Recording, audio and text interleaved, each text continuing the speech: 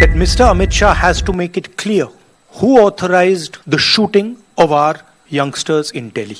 He's Home Minister. Pellet guns were fired. Students were beaten with lathis with nails on them. The question was, Mr. Amit Shah should come clean. Did he order it or did he not order it? গত 12 বছর ধরে যিনি পুরো দেশকে রাজনৈতিক চক্রব্যূহে ফেলে চিনিমিনি খেলেছেন, আজ তিনি নিজেই সেই চক্রব্যূহে আষ্টে পৃষ্ঠে আটকে গেছেন। হ্যাঁ, ঠিকই শুনছেন, সংসদ ভবন থমথম করছে আর মাত্র 48 ঘন্টা বাকি রাজকীয় এই অধিবেশনের। অথচ 20 জুলাইয়ের সেই রক্ত ভেজে বিকেলের পর টানা এতগুলো দিন ধরে স্রেফ হাওয়া দেশের গৃহমন্ত্রী, যন্তর মন্তরে আন্দোলনরত ছাত্রছাত্রীদের উপর দিল্লি পুলিশের ছড়রা বন্দুক চলল। কার নির্দেশে, কার আদেশে আমাদের বয়সের নিরীহ এক যুবকের চোখের আলো প্রায় নিভে গেল? পেলেট গানের ফায়ার থেকে টিয়ার গ্যাস, এই নৃশংসতার অর্ডারে কার সই ছিল? আজ উত্তর একটাই, হয় ক্ষমা চান, না হয় সোজা ইস্তফা দিন। গণতন্ত্রের শেষ কথা কিন্তু দেশের সাধারণ জনতাই বলবে। বড় বড় চাণক্যদের অহংকার এই দেশের মাটি আগেও চূর্ণ করেছে, আর সত্য চেপে রাখার চেষ্টা করলে এবারও তার পরিণাম শুভ হবে না। নমস্কার, আমি মধুরিমা ভৌমিক আর দৈনিক সংবাদ অনলাইনে আপনারা দেখছেন সত্যি আসলে বেদনাদায়ক। শুনুন, একদম দায়িত্ব নিয়ে বলছি, গত 12 বছরে প্রথমবার ঘটলো এই ঘটনা। রাহুল গান্ধী গুজরাট লবিকে এমন এক চক্রব্যূহে ঘিরে ফেলেছেন যেখানে নরেন্দ্র মোদী আর অমিত শাহ পুরোপুরি কোণঠাসা। শাহ বনাম রাহুলের এই যে এসপার ওসপারের লড়াই দেখছেন, এর আসল বীজটা পোতা হয়েছিল গত 20 জুলাই। কি ঘটেছিল সেদিন সংসদ ভবনের ঠিক বাইরে হাজার হাজার প্রতিবাদী ছাত্রের উপর ঝাঁপিয়ে পড়েছিল অমিত শাহের অধীনে থাকা দিল্লি পুলিশ। চলল বেপরোয়া লাঠিচার্জ, টিয়ার গ্যাসের সেল আর শেষমেশ পেলেট গান। রক্তে ভেসেছিল রাজপথ। রাহুল গান্ধী একদম সোজা প্রশ্ন ছুড়ে দিয়েছেন, মিস্টার শাহ, আপনি দেশের স্বরাষ্ট্রমন্ত্রী, আপনার ছায়াতলে দিল্লি পুলিশ, আপনার অধীনে সিআরপিএফ, আপনি বলুন, শান্তিপূর্ণ আন্দোলনরত ছাত্রদের উপর পেলেট গান চালানোর নির্দেশ কে দিল? কার আদেশে এই নৃশংসতা? শুনুন রাহুল গান্ধী প্রেস কনফারেন্স করে কি বলেছেন। That Mr. Amit Shah has to make it clear who authorized the shooting of our youngsters in Delhi. He's Home Minister. Pellet guns were fired. Students were beaten with lathis with nails on them. The question was, Mr. Amit Shah should come clean. Did he order it or did he not order it? If he ordered it, he is guilty of getting our children shot. And if he didn't know about it happening, he's incompetent. Either way, he should go. This was the discussion. Second, there were two other conditions. First condition, I explained to you that we want to understand clearly who's responsible, who's culpable. Second, the Prime Minister apologizes for what has happened. And third was the issue of the Ram Temple theft, which Khargeji has elaborated upon. People very close to the Prime Minister have stolen from the Ram Mandir. These are the three issues. আর এই এক প্রশ্নের ভয় সেই 20 জুলাইয়ের পর থেকে আজ 11 August পর্যন্ত লোকসভা রাজ্যসভা থেকে স্রেফ পালিয়ে বেরিয়েছেন অমিত শাহ। অবশেষে যখন কয়েকটা জরুরি বিল পাশ করাতে তিনি বাধ্য হয়ে সংসদে আজ যখন আসার প্রস্তুতি নিচ্ছিলেন, ঠিক তখনই রাহুল তার দ্বিতীয় চালটা ছেড়ে দিলেন। মোদী শাহের হিসেব আবারও তছনছ হয়ে গেল। প্রেস কনফারেন্সে রাহুল সাফ জানিয়ে দিলেন, সংসদে অমিত শাহের কোনো ফাঁপা রাজনৈতিক ভাষণ শুনতে বিরোধী দলগুলো বসে নেই। স্বরাষ্ট্রমন্ত্রীকে প্রথমত ছাত্র সমাজের কাছে প্রকাশ্যে ক্ষমা চাইতে হবে। দ্বিতীয়ত, কার নির্দেশে পেলেট গান আর ওই মরণঘাতী লাঠি চলল তার হিসেব দিতে হবে। না পারলে সোজা ইস্তফা দিতে হবে। চিন্তা করে দেখুন পরিস্থিতি কতটা ভয়াবহ। যদি অমিত শাহ বলেন তিনি নির্দেশ দিয়েছেন, তবে তিনি অপরাধী। আর যদি বলেন তিনি কিছুই জানেন না, তবে তিনি চূড়ান্ত অযোগ্য। দুই পথেই তার রাজনৈতিক জেরবার হওয়া নিশ্চিত। ঠিক এই বিষয়টি নিয়ে রাহুল গান্ধী দ্য হিন্দু সংবাদপত্রে দীর্ঘ আর্টিকেল লিখেছেন। এই নিবন্ধে রাহুল গান্ধী সওয়াল করেছেন যে যদি আপনি স্বরাষ্ট্রমন্ত্রী হয়ে পুলিশি বর্বরতার নির্দেশ দিয়ে থাকেন, তবে আপনি অপরাধী। আর যদি না জানেন কে নির্দেশ দিয়েছে, তবে আপনি অযোগ্য। দুই ক্ষেত্রেই আপনার একমাত্র জায়গা ইস্তফা। রাহুল গান্ধী কিন্তু খেলাটা শুধু এখানেই থামাননি। গুজরাট লবির সামনে তিনি আরো এক চরম অস্বস্তিকর শর্ত ঝুলিয়ে দিয়েছেন। বিষয়টা রাম মন্দিরের প্রণামী চুরি। রাহুল বলেছেন রাম মন্দিরে ভক্তদের দেওয়া কোটি কোটি টাকার প্রণামী লুট হয়ে গেল, আর সেটা ঘটলো মোদিজির সবচেয়ে ঘনিষ্ঠ লোকজনের নাকের ডগায়। প্রাক্তন প্রিন্সিপাল সেক্রেটারি নৃপেন্দ্র মিশ্র থেকে শুরু করে চম্পত রায়ের মতন মোদি আরএসএস এর ঘনিষ্ঠদের নজরদারিতেই এই কেলেঙ্কারি ঘটেছে। তাই রাহুলের দাবি খুব পরিষ্কার, রাম মন্দির ট্রাস্টে নিজেদের লোকেদের বসিয়ে যে প্রণামী চুরির রাজত্ব চালানো হয়েছে তার জন্য প্রধানমন্ত্রী নরেন্দ্র মোদীকেও সংসদে দাঁড়িয়ে দেশবাসীর কাছে ক্ষমা চাইতে হবে। সহজে বুঝুন, রাহুল গান্ধী এক চালে গুড়িয়ে দিতে চাইছেন পুরো গুজরাট লবিকে। একদিকে সোজা নিশানা স্বরাষ্ট্রমন্ত্রীকে, অন্যদিকে তার রাজনৈতিক মাস্টার মাইন্ডকেও। একদম ডাবল অ্যাটাক। মোদীজি তাও হয়তো কোনো মতে বলে দেবেন, আমি তো দিল্লিতে বসি ভাই, রাম মন্দির তো ট্রাস্ট দেখছে, কিন্তু অমিত শাহ বাঁচবেন কিভাবে? তাকে তো সংসদে উত্তর দিতেই হবে। আগামী 48 ঘন্টার মধ্যে অমিত শাহ যদি সংসদে দাঁড়িয়ে স্বীকার করেন যে স্বরাষ্ট্র মন্ত্রক থেকে এই আদেশের সবুজ সংকেত গিয়েছিল, তবে ফ্লোর অফ দ্য হাউসে তিনি চরম বিপদে পড়বেন। আইনি আর নৈতিক দুদিক থেকেই তিনি কোণঠাসা। পরিস্থিতি এতটাই হাতছাড়া যে অমিত শাহকে বাঁচাতে মাঠে নামাতে হলো বিজেপি সভাপতি জেপি নাড্ডাকে। গতকাল সন্ধ্যায় প্রেস কনফারেন্স ডেকে নাড্ডা যা বললেন তা শুনে হাসবেন নাকি কাঁদবেন বুঝতে পারবেন না। নাড্ডা বললেন রাহুল গান্ধী নাকি বিভ্রান্তি ছড়াচ্ছেন, 20 জুলাই নাকি কোনো গুলিই চলেনি। নাড্ডা হুঙ্কার দিয়ে বললেন রাহুল গান্ধীকে চ্যালেঞ্জ করছে, সংসদে আসুন, যন্তর মন্তরে কোনো গুলি চলেনি, কোনো অর্ডার দেওয়া হয়নি। ভাবুন একবার, নাড্ডা দাবি করছেন গুলি নাকি চলেনি, আর অন্যদিকে রাহুল গান্ধী প্রকাশ্যে আনছেন মেডিকেল রিপোর্ট। ক্যামেরার সামনে দাঁড় করিয়ে দিয়েছেন সেই সমস্ত আক্রান্ত ছাত্রছাত্রীদের যাদের শরীরে পুলিশের ছড়রা বিঁধেছে, যাদের চোখের আলো চিরতরে নিভে যাওয়ার জোগাড় হয়েছিল। এখন প্রশ্ন হলো, সংসদ তো চালাতে হবে, বর্ষাকালীন অধিবেশনের আর মাত্র 48 ঘন্টা বাকি, কি হতে পারে? আমার মনে হয় বাধ্য হয়ে অমিত শাহ হয়তো কাল সংসদে বক্তব্য রাখবেন, তবে ছাত্রদের কাছে ক্ষমা চাওয়া না, সেই সম্ভাবনা প্রায় শূন্য। বরং নিজের পিঠ বাঁচাতে তিনি পাল্টা ঝাঁপাবেন ঝাড়খণ্ডের উপর।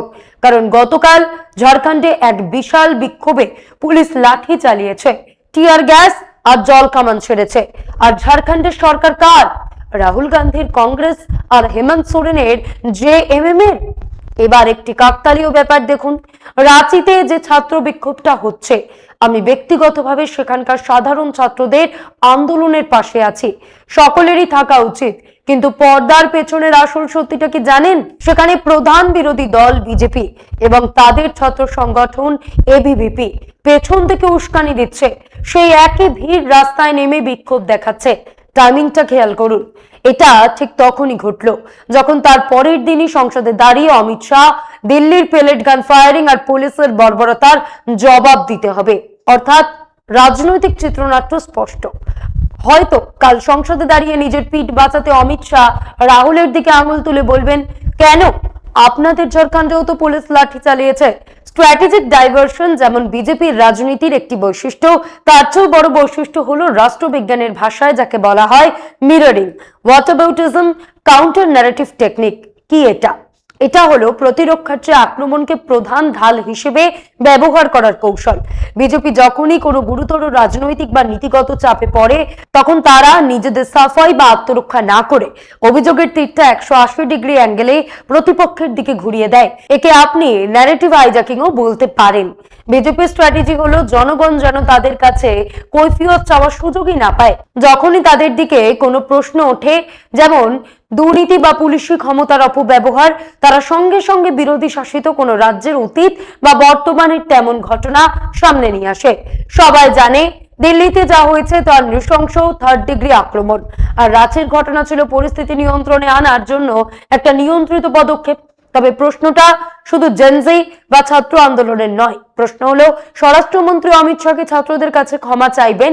যদি এই প্রশ্নের উত্তর তিনি না দেন, তবে ধরে নিন লড়াই আরো তীব্র আকার ধারণ করবে। আসল সত্যিটা কি জানেন?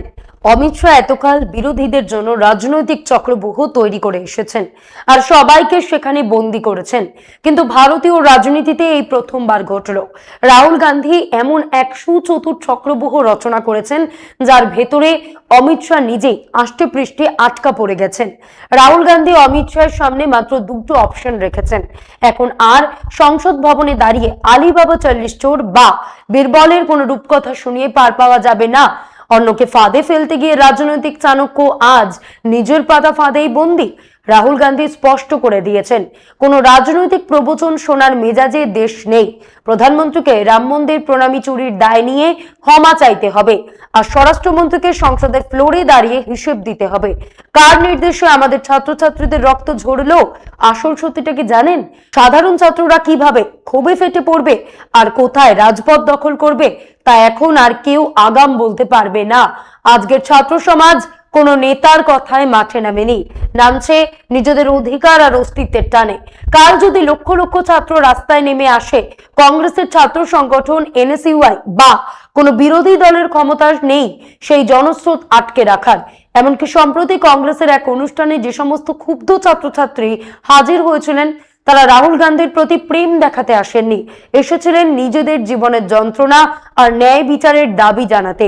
বিরোধী দল যেহেতু এই প্রশ্নটা সংসদে তুলছে, তাই তারা একটা আশার আলো দেখছেন। ব্যাস, আগামী 48 ঘন্টার মধ্যে অমিত শাহ যদি নিজের সেই পুরনো চেনা দাপুটে মেজাজে কথা বলেন, ছাত্রদের কাছে মাথা নত করে ক্ষমা না চান, তবে দেশে এমন এক ছাত্র গণবিক্ষোভের দাবানল জ্বলবে যা থামানো কারোর সাধ্য হবে না।